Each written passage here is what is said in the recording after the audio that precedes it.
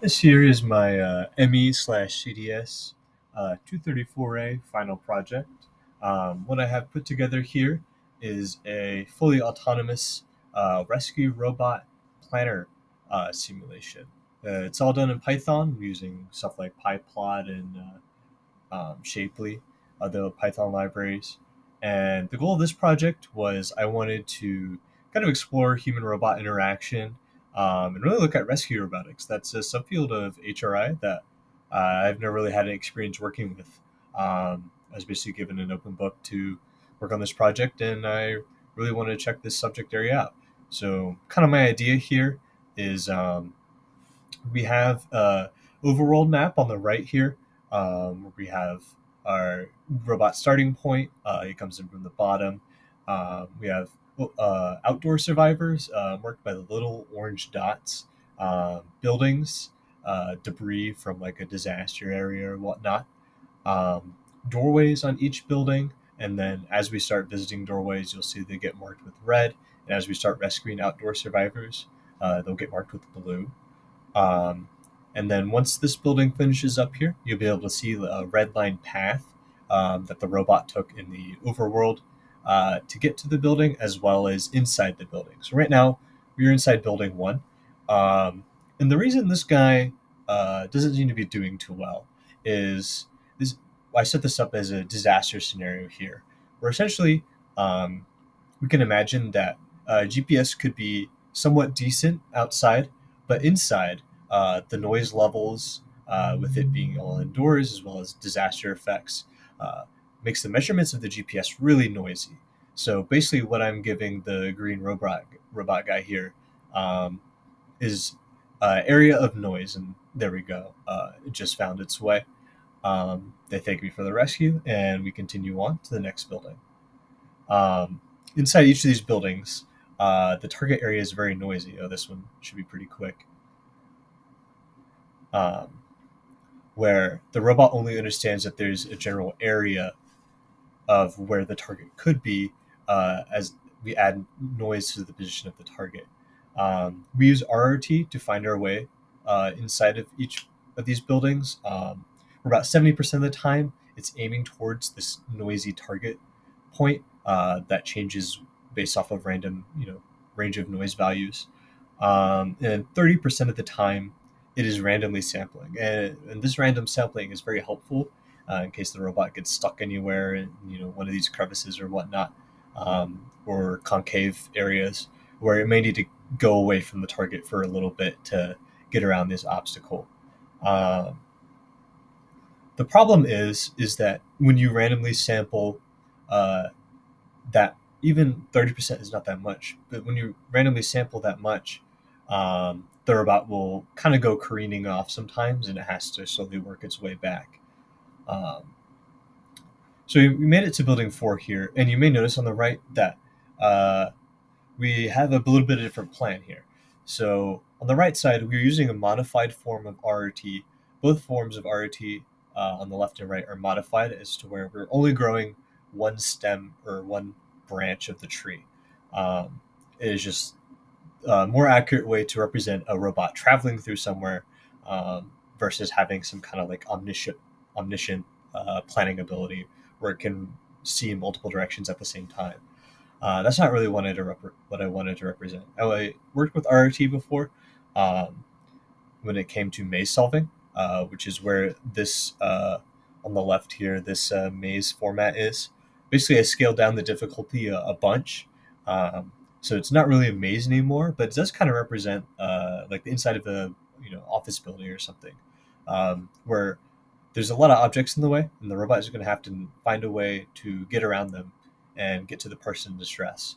Um, and it obviously has to do so without passing through the objects or uh, you know just randomly like, skipping over them. And the algorithm is very robust to make sure that doesn't happen, which is why it can take so long. Um, but you see on the right here, we have a pretty straight line. That's because we have added noise also on the right, not as much as indoors, but a decent amount of GPS noise. Um, the thing is, we are using a Kalman filter on uh, the node selection for our planner on the right.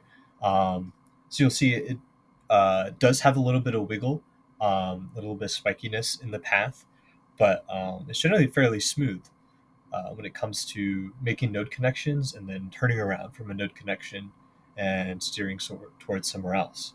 Um, we are not using RRT on the right when we encounter a building or an obstacle, building or debris. Um, Instead, we're using a modified form, a very basic algorithm called bug one. Um, Essentially, the original idea of bug one was all you need is one contact sensor, where if you reach an obstacle, you just go around that obstacle, assuming it's concave or convex. Um, you circumnavigate it. You keep track of the point around the obstacle where you were closest to the place where you want to go. And then once you circumnavigate the obstacle, you go back to that point, uh, and then continue your journey there. Um, However, since we have GPS data, we don't need to do a simple contact sensor. So I've updated the bug one algorithm to essentially already know what the optimal entry and exit point is. We can calculate this just by simple distance. Um, and our GPS noise isn't too much of a factor where that's too hard to find out. So we are essentially finding the closest path um, through the obstacle via the corners. So you may see the robot sometimes double back, and that's because it's taking the closest path to the corner. And the reason for this is we don't have all of the points in the boundary of the obstacle, but the way polygon objects are defined in the Shapely library for Python is you can get the maximum and minimum y values. And from this, you can extrapolate the corners of the obstacle since they're all rectangle. So we direct the robot to the closest corner to itself when it encounters the obstacle. Then from that corner, it follows a series of nodes offset from the corners of the obstacle all the way around until it finds the corner that is closest to the target path or the goal node. Um, Once it reaches that corner, it just takes off straight for the goal and it keeps going until it either reaches the goal and connects to it or it encounters another obstacle. Um, Let me see here. We are on our last building here. So I have the robot first exploring all the buildings because in a disaster scenario, um, you are worried about like buildings like crumbling, falling apart, debris in them, people trapped inside them. So I wanted this to be somewhat realistic in a rescue scenario. So I have the robot explore all of the buildings and search for survivors in all of them, and then find the survivors in all of them before it switches to looking for the outside survivors. But we've finished all the buildings now, and we can see we just finished building six. There's six buildings on the map in the little terminal output there. And in the terminal output in the bottom left, we can now keep track of how many survivors we have left. Um, so you see a little noise with our bug one, but we also see really good arcs on our Kalman filtering. When we reach a node, we're able to really quickly turn around.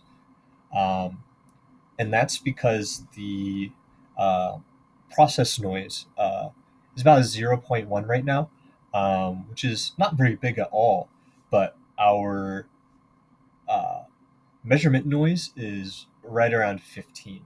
So it's very big compared to its process noise. And initially that caused a lot of overshoot where the robot would skid past the survivors and have to double its way back. And you see here the robot's actually electing to hit the obstacle um, because that uh, gives it a quicker path up to the survivor in the top right there. This is the second to last survivor. So um, once the robot collects all the survivors, you'll be able to see the final path it took, including from its starting point. You can see it's a little bit of noise, especially in those middle nodes there. But overall, it is quite solid and nice smooth arcs whenever it encounters a node. And this is the last one here. So we have recovered all the survivors and we are all good. Thanks for watching.